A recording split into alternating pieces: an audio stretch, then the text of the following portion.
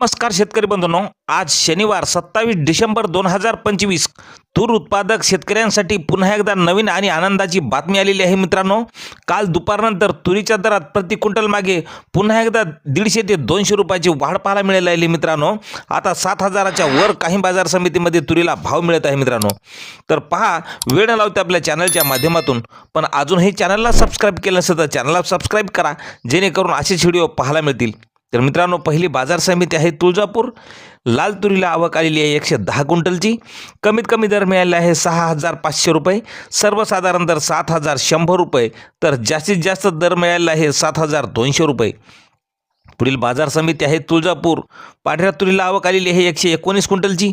कमीत कमी दर मिळाला 6500 रुपये, सर्वसाधारण दर 7125 रुपये, तर जास्तीचा दर मिळाला 7200 रुपये। पुढील बाजार समिती आहे पैठण। आवक आलेली आहे 43 क्विंटलची। कमीत कमी दर मिळाला 5945 रुपये, सर्वसाधारण दर 6241 रुपये, तर जास्तीचा दर मिळाला 6451 रुपये। पुढील बाजार समिती पाटोदा। आवक आलेली आहे 4 क्विंटलची।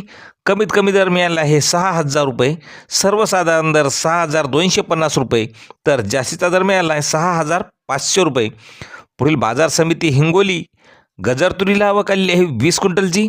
कमीत कमी दर मिळाला 6000 रुपये, सर्वसाधारण दर 6275 रुपये, तर जास्तीचा दर मिळाला 6550 रुपये। पुढील बाजार समिती सोलापूर। लाल तुरीला आवक आलेली आहे 316 क्विंटलची। कमीत कमी दर मिळाला आहे सोलापूर या ठिकाणी तुरीला 6020 रुपये, सर्वसाधारण दर 6700 रुपये, तर जास्तीचा दर मिळाला 7365 रुपये।